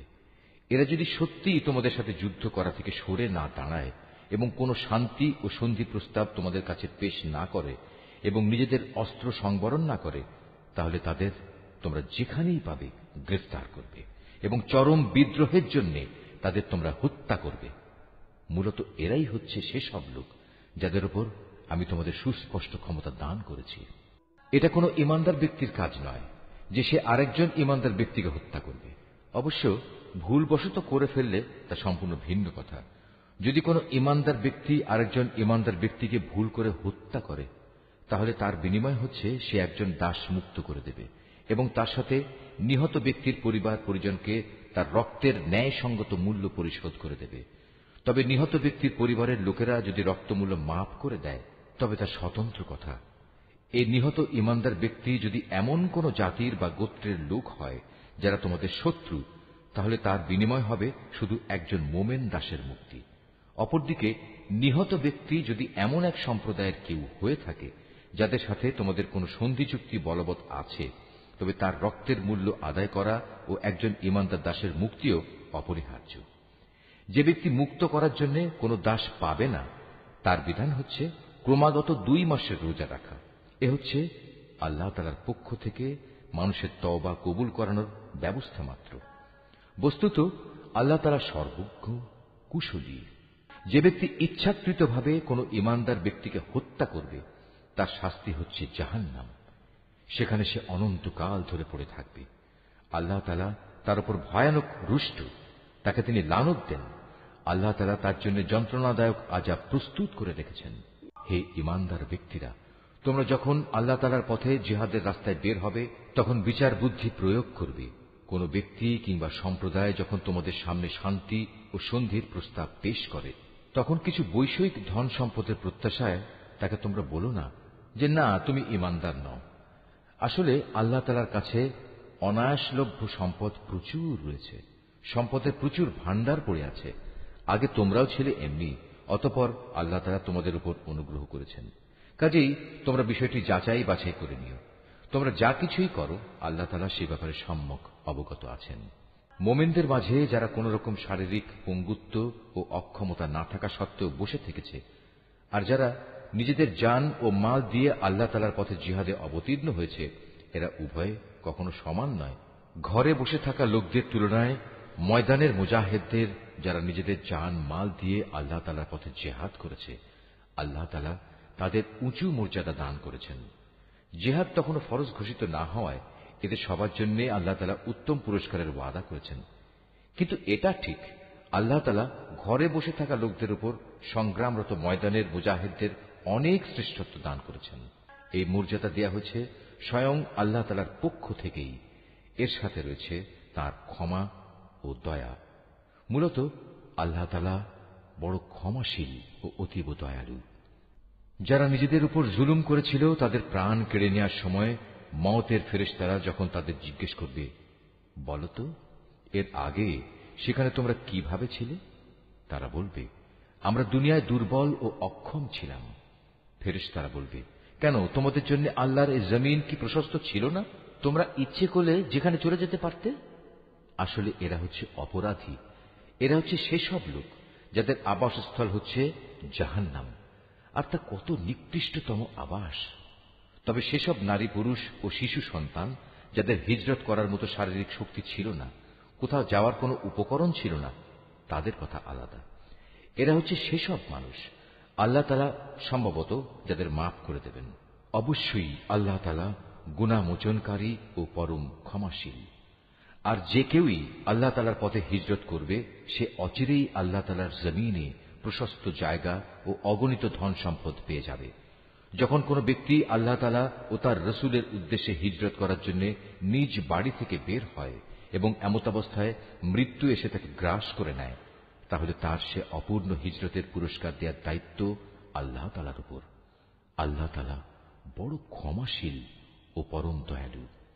তোমরা যখন সফরে বের হবে তখন তোমাদের যদি এ আশঙ্কা থাকে যে কাফেররা নামাজের সময় আক্রমণ করে তোমাদের বিপদগ্রস্ত করে ফেলবে, তাহলে সে অবস্থায় তোমরা যদি তোমাদের নামাজ সংক্ষিপ্ত করে নাও তাতে তোমাদের কোনোই দোষ নেই। নিঃসন্দেহে কাফেররা হচ্ছে তোমাদের প্রকাশ্যতম দুশমন। হে নবী, তুমি যখন মুসলমানদের মাঝে অবস্থান করবে এবং যুদ্ধাবস্থায় যখন তুমি তাদের ইমামতির জন্য নামাজে দাঁড়াবে, তখন যেন তাদের একদল লোক তোমার সাথে নামাজে দাঁড়ায় এবং তারা যেন তাদের অস্ত্র সাথে নিয়ে সতর্ক থাকে।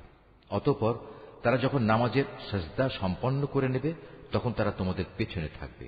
দ্বিতীয় দল যারা নামাজ তখনও পড়েনি তারা তোমার সাথে এসে নামাজ আদায় করবে, কিন্তু সর্বাবস্থায় তারা যেন সতর্কতা অবলম্বন করে এবং সশস্ত্র অবস্থায় থাকে। কারণ কাফেররা তো এই সুযোগটুকুই চায় যে যদি তোমরা তোমাদের মাল সামানা ও অস্ত্রশস্ত্র সম্পর্কে একটু অসাবধান হয়ে যাও, যাতে তারা তোমাদের উপর আকস্মিকভাবে ঝাঁপিয়ে পড়তে পারে।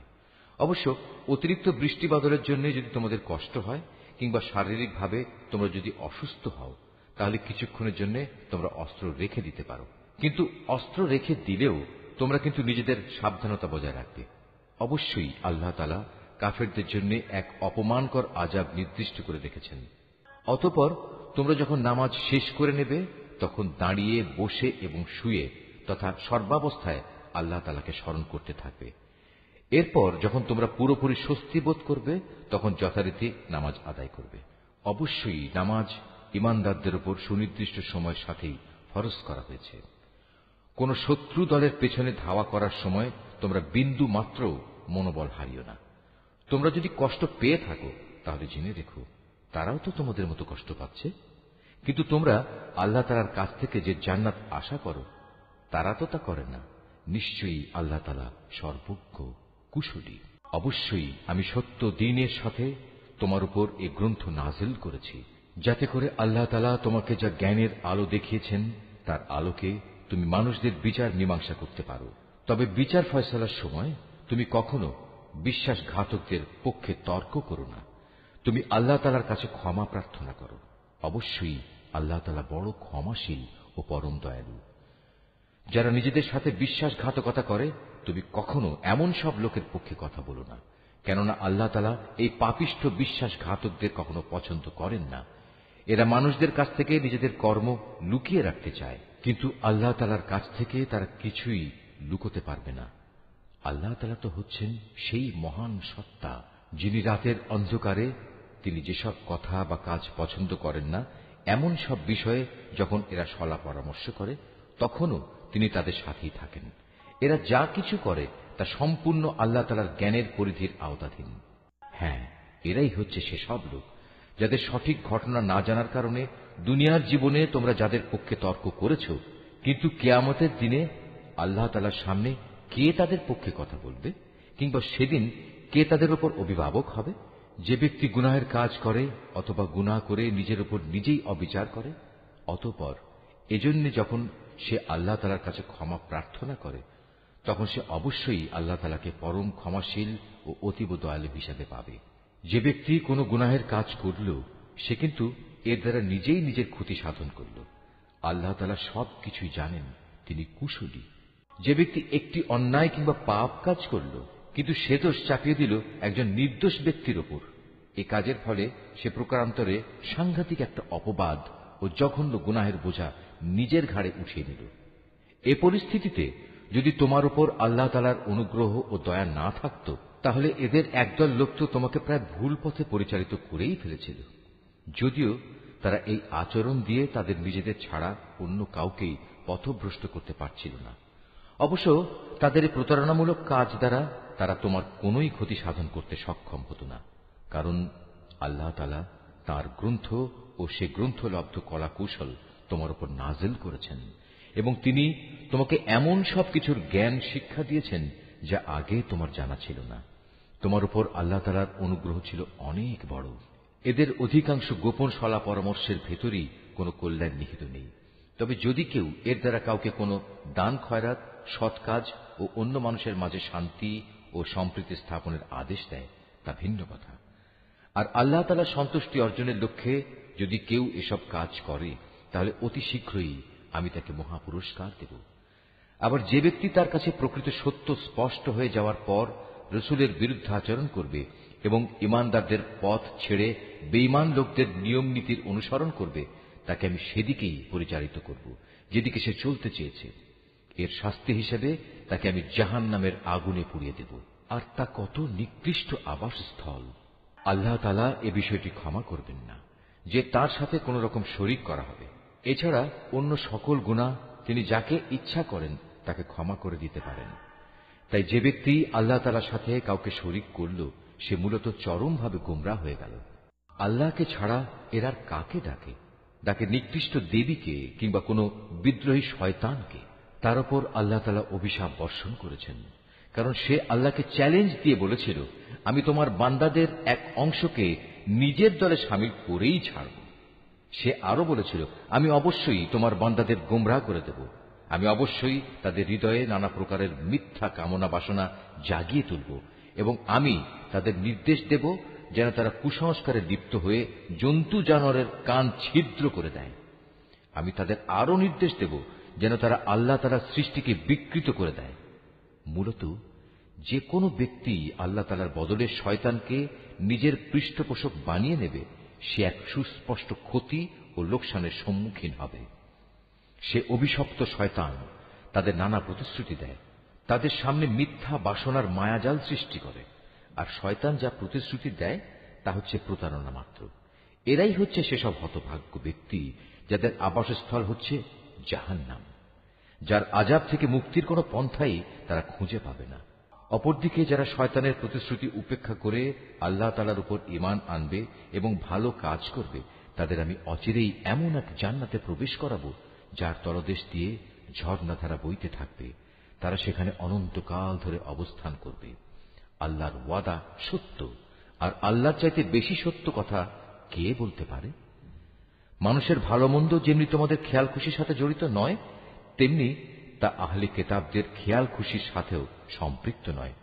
আসল কথা হচ্ছে, যে ব্যক্তি কোনো গুনাহের কাজ করবে তাকে তার প্রতিফল ভোগ করতে হবে, আর এ পাপী ব্যক্তি সেদিন আল্লাহ তাআলা ছাড়া অন্য কাউকেই নিজেদের পৃষ্ঠপোষক ও সাহায্যকারী হিসেবে পাবে না।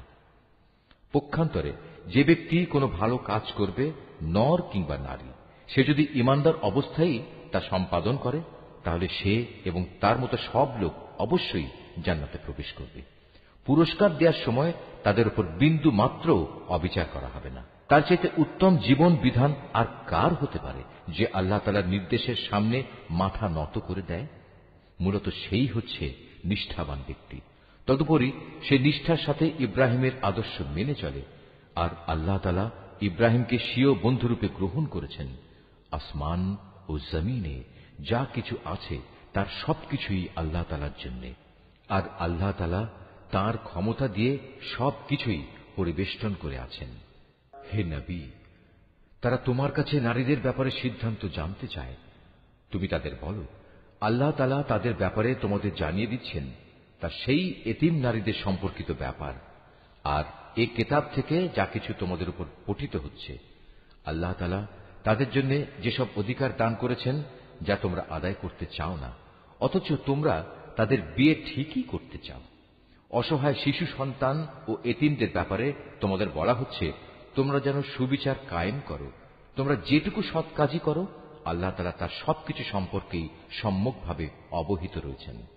যদি কোনো স্ত্রীলোক তার স্বামীর কাছ থেকে দুর্ব্যবহার কিংবা অবজ্ঞার আশঙ্কা করে, তাহলে সে অবস্থায় পারস্পরিক ভালোর জন্য আপোষ নিষ্পত্তি করে নিলে তাদের উপর এতে কোনো দোষ নেই, কারণ সর্বাবস্থায় আপোষ মীমাংসার পন্থাই হচ্ছে উত্তম পন্থা।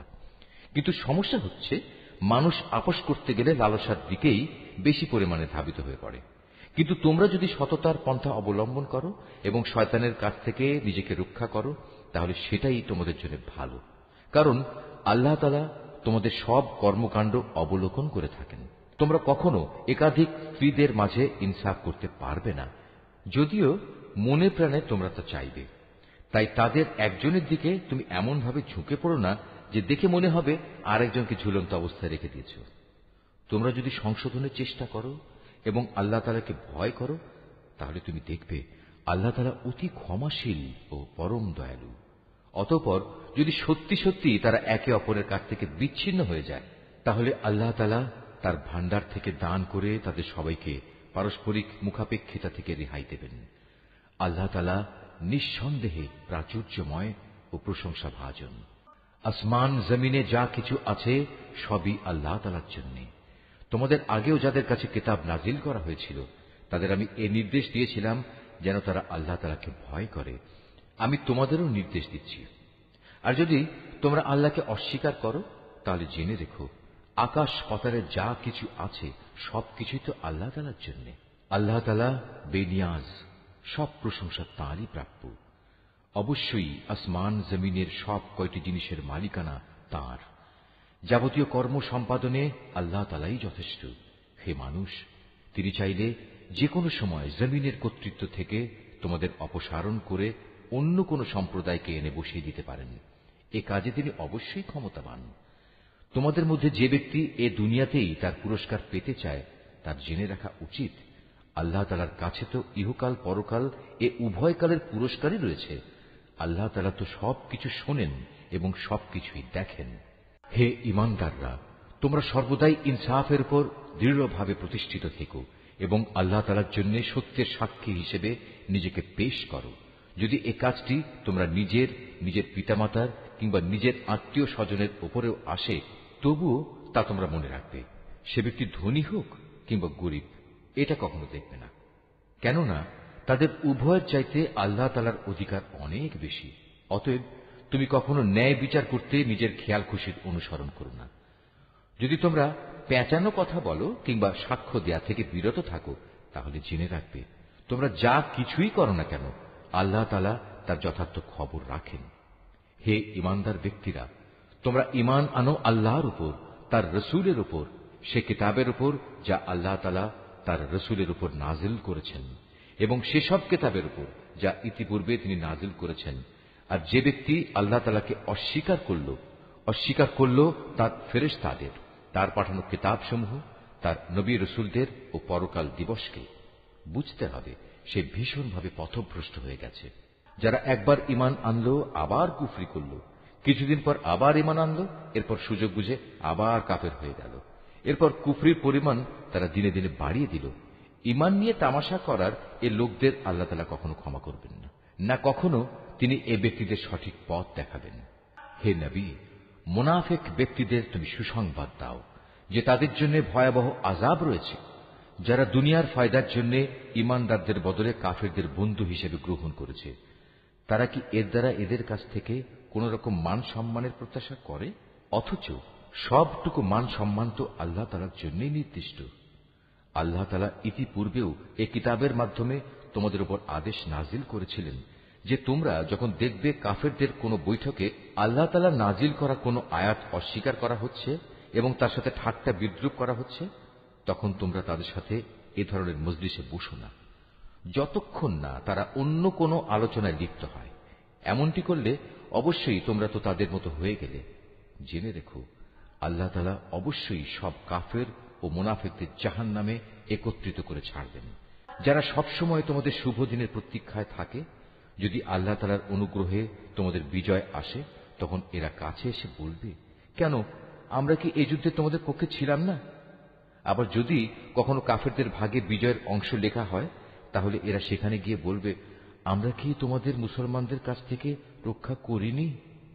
এমন অবস্থায় শেষ বিচারের দিনেই আল্লাহ তাআলা তোমাদের উভয়ের মাঝে ফয়সালা শুনিয়ে দেবেন এবং আল্লাহ তাআলা সেদিন মোমেনদের বিরুদ্ধে এ কাফেরদের কোনো অজুহাত পেশ করার পথ অবশিষ্ট রাখবেন না। অবশ্যই মুনাফিকরা আল্লাহ তাআলাকে ধোঁকা দেয়। মূলত এর মাধ্যমে আল্লাহই তাদের প্রতারণায় ফেলে দিচ্ছেন। এরা যখন নামাজে দাঁড়ায় তখন একান্ত আলস্য ভরেই দাঁড়ায়, আর তাও কেবল লোক দেখানোর জন্যই। এরা আল্লাহ তাআলাকে আসলে কমই স্মরণ করে। এরা কুফরি ও ইমানের এর দুটানায় দোদুল্যমান। এরা না এদিকে না ওদিকে। তুমি সে ব্যক্তিকে কখনো সঠিক পথ দেখাতে পারবে না যাকে আল্লাহ তাআলাই গুমরাহ করে দেন। হে ইমানদার বান্দারা, তোমরা ইমানদার ব্যক্তিদের বাদ দিয়ে কাফেরদের নিজেদের বন্ধুরূপে গ্রহণ করো না। তোমরা কি তাদের বন্ধুরূপে গ্রহণ করে আল্লাহ তাআলার কাছে তোমাদের বিরুদ্ধে কোনো সুস্পষ্ট প্রমাণ তুলে দিতে চাও? এ কাফের ও মুনাফিকরা জাহান্নামের সর্বনিম্ন স্তরে অবস্থান করবে। তুমি সেদিন তাদের জন্য কোনো সাহায্যকারী খুঁজে পাবে না। তবে তাদের কথা আলাদা, যারা তওবা করে এবং পরবর্তী জীবন সংশোধন করে নেয়। আল্লাহ তাআলা রশি শক্ত করে ধরে রাখে এবং একমাত্র আল্লাহ তাআলার উদ্দেশ্যেই স্বীয় জীবন বিধান একনিষ্ঠ করে নেবে। এসব লোকেরা অবশ্যই সেদিন বিশ্বাসী বান্দাদের সাথে অবস্থান করবে। আর অচিরেই আল্লাহ তাআলা তার ঈমানদার বান্দাদের বড় ধরনের পুরস্কার দেবেন। তোমরাই বলো, আল্লাহ তাআলা কি খামোখা তোমাদের শাস্তি দেবেন যদি তোমরা তার প্রতি কৃতজ্ঞতা আদায় করো এবং তার উপর ঈমান আনো? বস্তুত আল্লাহ তাআলা হচ্ছেন সর্বোচ্চ পুরস্কার দাতা, সম্যক ওয়াকিবহাল। আল্লাহ তাআলা প্রকাশ্যভাবে মন্দ কথা বলা কখনো পছন্দ করেন না। তবে যে ব্যক্তির উপর অবিচার করা হয়েছে তার কথা আলাদা। আল্লাহ তাআলা ভালোভাবে শোনেন এবং জানেন। ভালো কাজ তোমরা প্রকাশ্যে করো কিংবা তা গোপনে করো, অথবা কোনো মন্দ কাজের জন্য যদি তোমরা ক্ষমা করে দাও, তাহলে তোমরাও দেখতে পাবে আল্লাহ তাআলা অতি ক্ষমাশীল ও প্রবল শক্তিমান। যারা আল্লাহ তাআলা ও তার রসুলদের অবিশ্বাস করে এবং আল্লাহ তাআলা ও রসুলদের মাঝে এই বলে একটা পার্থক্য করতে চায় যে আমরা রসুলদের কয়েকজনকে স্বীকার করি আবার কয়েকজনকে অস্বীকার করি, এর দ্বারা আসলে এরা নিজেদের জন্য একটা মাঝামাঝি রাস্তা বের করে নিতে চায়। এরাই হচ্ছে সত্যিকারের কাফের। আর আমি এ কাফেরদের জন্যই নির্দিষ্ট করে রেখেছি এক চরম লাঞ্ছনাদায়ক শাস্তি। অপরদিকে যারা আল্লাহ তাআলা ও তার রসুলের উপর ঈমান আনে এবং তার পাঠানো নবী রসুলদের একজনের সাথে আরেকজনের কোন রকম পার্থক্য করে না, এরাই হচ্ছে সেসব লোক যাদের তিনি অচিরেই অনেক পুরস্কার দান করবেন। প্রকৃতপক্ষে আল্লাহ তাআলা অত্যন্ত ক্ষমাশীল ও মহাদয়ালু। আহলে কেতাবের লোকেরা তোমার কাছে চায় তুমি যেন আসমান থেকে তাদের জন্য কোনো কেতাব নাজিল করো। এরা তো মুসার কাছে এর চাইতেও বড় রকমের দাবি পেশ করেছিল। তখন তারা বলেছিল, হে মুসা, তুমি স্বয়ং আল্লাহ তাআলাকেই আমাদের প্রকাশ্যভাবে দেখিয়ে দাও। অতঃপর তাদের এই বাড়াবাড়ির জন্য তাদের উপর প্রচন্ড বজ্রপাত এসে নিপতিত হয়েছে এবং এ সম্পর্কিত সুস্পষ্ট প্রমাণসমূহ তাদের কাছে আসার পরেও তারা গোবাছুরকে উপাস্য হিসেবে গ্রহণ করেছে। অতঃপর আমি তাদের এ অপরাধ ক্ষমা করে দিলাম এবং আমি মুসাকে স্পষ্ট প্রমাণসহ কেতাব দান করলাম। এদের ওপর তুর পাহাড়কে উঠিয়ে উঁচু করে ধরে আমি এদের কাছ থেকে আনুগত্যের প্রতিশ্রুতি আদায় করেছিলাম। আমি তাদের বলেছিলাম, নগরের দ্বার প্রান্ত দিয়ে ভেতরে প্রবেশ করার সময় তোমরা একান্ত অনুগত হয়ে ঢুকবে। আমি তাদের আরো বলেছিলাম, তোমরা শনিবারে মাছ ধরে আমার বিধানের সীমা লঙ্ঘন করো না। এ ব্যাপারে আমি তাদের কাছ থেকে শক্ত প্রতিশ্রুতি আদায় করে নিয়েছিলাম। অতঃপর তাদের পক্ষ থেকে এই প্রতিশ্রুতি ভঙ্গ করা, আল্লাহর আয়াতসমূহকে তাদের অস্বীকার করা এবং অন্যায়ভাবে আল্লাহ তাআলার নবীদের তাদের হত্যা করা, তদুপরি তাদের একথা বলা আমাদের হৃদয়ে বাতিল চিন্তাধারায় আচ্ছাদিত হয়ে আছে। প্রকৃতপক্ষে তাদের ক্রমাগত অস্বীকার করার কারণে আল্লাহ তাআলা স্বয়ং তাদের দিলের উপর মোহর মেরে দিয়েছেন। তাই এদের কম সংখ্যক লোকই ঈমান আনে। যেহেতু এরা আল্লাহকে অস্বীকার করতেই থাকল, এরা পুণ্যবতী মারিয়ামের উপরও জঘন্য অপবাদ আনল। তাদের এই মিথ্যা উক্তি যে আমরা অবশ্যই মারিয়ামের পুত্র ঈসাকে হত্যা করেছি, যিনি ছিলেন আল্লাহর রসূল, যদিও আসল ঘটনা হচ্ছে তারা কখনোই তাকে হত্যা করেনি, তারা তাকে শূলবিদ্ধও করেনি। মূলত তাদের কাছে ধাঁধার কারণে এমনই একটা কিছু মনে হয়েছিল। তাদের মাঝে যারা সঠিক ঘটনা না জানার কারণে তার ব্যাপারে মতবিরোধ করেছিল, তারাও এতে করে সন্দেহে পড়ে গেল। এ ব্যাপারে তাদের অনুমানের অনুসরণ করা ছাড়া সঠিক কোনো জ্ঞানই ছিল না। তবে এটুকু নিশ্চিত, তারা তাকে হত্যা করেনি, বরং আসল ঘটনা ছিল আল্লাহ তাআলা তাকে তার নিজের কাছে তুলে নিয়েছেন। আল্লাহ তাআলা মহাপরাক্রমশালী ও মহাপ্রজ্ঞাময়। এই আহলে কেতাবদের মাঝে এমন একজনও থাকবে না যে ব্যক্তি তার মৃত্যুর আগে তার তিরোধান সম্পর্কে আল্লাহ তাআলার এই কথার উপর ঈমান আনবে না। কিয়ামতের দিনে সে নিজেই এদের উপর সাক্ষী হবে। ইহুদিদের বাড়াবাড়ি ও সীমা লঙ্ঘনমূলক আচরণের জন্য এমন অনেক পবিত্র জিনিসও আমি তাদের জন্য হারাম করে দিয়েছিলাম, যেটা তাদের জন্য আগে হালাল ছিল। এটা এই কারণে যে এরা বহু মানুষকে আল্লাহ তাআলার পথ থেকে বিরত রেখেছে। যেহেতু এরা লেনদেনে সুদ গ্রহণ করে, অথচ এদের তা থেকে সুস্পষ্টভাবে নিষেধ করা হয়েছিল, এবং এরা অন্যের মাল সম্পদ ধোঁকা প্রতারণার মাধ্যমে গ্রাস করে। তাদের মধ্যে এসব অপরাধে লিপ্ত কাফেরদের জন্য আমি তাই কঠিন আযাব নির্দিষ্ট করে রেখেছি। কিন্তু তাদের মধ্যে যাদের আবার জ্ঞানের গভীরতা রয়েছে, তারা এবং এমন সব ঈমানদার যারা তোমার উপর যা কিছু নাজিল হয়েছে তার উপর বিশ্বাস করে, সাথে সাথে তোমার পূর্ববর্তী নবী ও রসুলদের উপর যা নাজিল হয়েছে তার উপরও বিশ্বাস করে, নামাজ প্রতিষ্ঠা করে, যাকাত আদায় করে, সর্বোপরি আল্লাহ তাআলা ও শেষ দিনের উপর ঈমান আনে। মূলত এরাই হচ্ছে সেসব সৌভাগ্যবান মানুষ যাদের অচিরেই আমি মহাপুরস্কার দেব। হে নবী, আমি তোমার কাছে আমার ওহী পাঠিয়েছি, যেমনি করে আমি ওহী পাঠিয়েছিলাম নূহ ও তার পরবর্তী নবীদের প্রতি। আমি আরো ওহী পাঠিয়েছিলাম ইব্রাহিম, ইসমাইল, ইসহাক, ইয়াকুব ও তার বংশধরদের কাছে। ওহী পাঠিয়েছি ঈসা, আইয়ুব, ইউনুস, হারুন ও সুলাইমানের কাছেও। অতঃপর আমি দাউদের ওপর জাবুর গ্রন্থ অবতীর্ণ করেছি। রসুলদের মাঝে এমনও অনেকে আছে যাদের কথা ইতিপূর্বে আমি তোমার কাছে বলেছি, কিন্তু এদের মাঝে বহু রসুল এমনও আছে যাদের নাম ঠিকানা কিছুই আমি তোমাকে বলিনি। মুসার সাথে তো আল্লাহ তাআলা কথাও বলেছেন।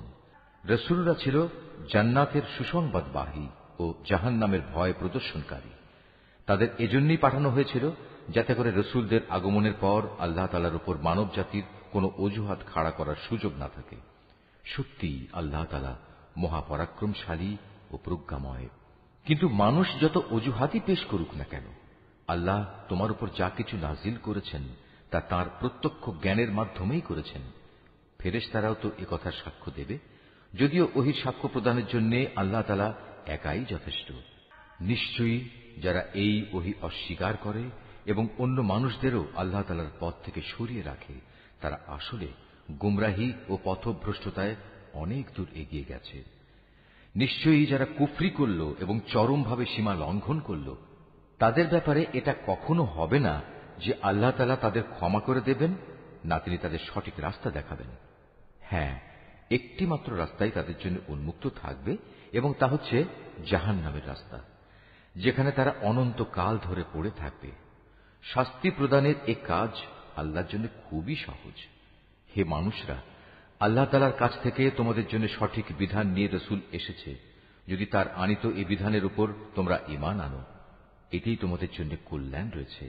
আর তোমরা যদি তা মেনে নিতে অস্বীকার করো, তাহলে জেনে রেখো এই আসমান জমিনের সর্বত্র যেখানে যা কিছু আছে তার সবকিছুই আল্লাহ তাআলার জন্য, এবং আল্লাহ তাআলা সর্বজ্ঞ, কুশলী। হে কিতাবধারীরা, নিজেদের দ্বীনের ব্যাপারে তোমরা বাড়াবাড়ি করো না, এবং ঈসার ঘটনা নিয়ে আল্লাহ তাআলা সম্পর্কে সত্য ছাড়া কোনো মিথ্যা বলো না। সে সত্য কথা হচ্ছে এই যে মরিয়ামের পুত্র মসীহ ছিল একজন রসূল ও তার এমন এক বাণী যা তিনি মরিয়ামের ওপর প্রেরণ করেছেন, এবং সে ছিল আল্লাহ তাআলার কাছ থেকে পাঠানো এক রূহ। অতএব হে আহলে কিতাবরা, তোমরা আল্লাহ তাআলা ও তার রসূলদের উপর ঈমান আনো, আর কখনো এটা বলো না যে মাবুদের সংখ্যা ৩। এ জঘন্য মিথ্যা থেকে তোমরা বেঁচে থেকো, এটাই তোমাদের জন্য উত্তম। নিঃসন্দেহে আল্লাহ তাআলা তিনি তো একক মাবুদ। আল্লাহ তাআলা এ মূর্খতা থেকে অনেক পবিত্র যে তার কোনো সন্তান থাকবে। এ আকাশ ও ভূমণ্ডলের সব কিছুর মালিকানাই তো তাঁর, আর অভিভাবক হিসেবে আল্লাহ তাআলা যথেষ্ট। ঈসা মসীহ কখনো এতে বিন্দু মাত্র নিজেকে হেয় মনে করেননি যে সে নিজে আল্লাহ তাআলার বান্দা। আল্লাহ তাআলার একান্ত ঘনিষ্ঠ ফেরেশতারাও একে লজ্জাকর মনে করেনি।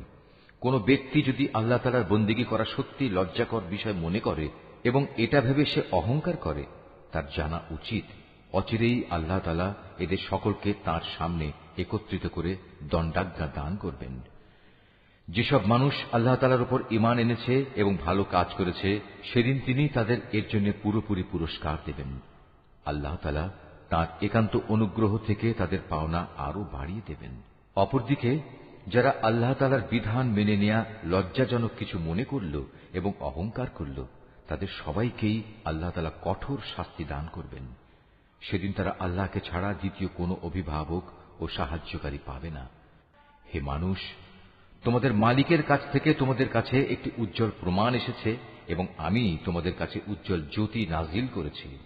অতঃপর যারা সে জ্যোতি দিয়ে ঈমান আনল এবং তাকে শক্ত করে আঁকড়ে ধরল, আল্লাহ তাআলা তাদের অচিরেই তাঁর অফুরন্ত দয়া ও অনুগ্রহে জান্নাতে প্রবেশ করাবেন এবং তাদের তিনি সঠিক পথে পরিচালিত করবেন। হে নবী, তারা তোমার কাছে বিভিন্ন বিষয়ে ফতোয়া জানতে চায়। তুমি বলো, আল্লাহ তাআলা সে ব্যক্তির উত্তরাধিকার সংক্রান্ত ব্যাপারে তোমাদের তার সিদ্ধান্ত জানাচ্ছেন, যার মাতা পিতা কেউই নেই, আবার তার নিজেরও কোনো সন্তান নেই। এ ধরনের কোনো ব্যক্তি যদি মারা যায় এবং সে ব্যক্তি যদি সন্তানহীন হয় এবং তার একটি বোন থাকে, তাহলে সে বোনটি সে মৃত ব্যক্তির পরিত্যক্ত সম্পত্তির অর্ধাংশের মালিক হবে। অপরদিকে সে যদি নিঃসন্তান হয়, তাহলে সে তার বোনের সম্পত্তির উত্তরাধিকারী হবে। আবার যদি তারা দুজন হয়, তাহলে তারা দুই বোন সেই পরিত্যক্ত সম্পত্তির ৩ ভাগের ২ ভাগ অংশের মালিক হবে। যদি সে ভাই বোনেরা কয়েকজন হয়, তাহলে মেয়েদের অংশ ১ ভাগ ও পুরুষদের অংশ ২ ভাগ হবে। আল্লাহ তাআলা উত্তরাধিকারের এ আইন কানুন অত্যন্ত সুস্পষ্টভাবে তোমাদের জন্য বলে দিয়েছেন, যাতে করে মানুষের উদ্ভাবিত বন্টন পদ্ধতিতে তোমরা বিভ্রান্ত হয়ে না পড়ো। আল্লাহ তাআলা সব কিছুর ব্যাপারেই সম্যক ওয়াকিবহাল।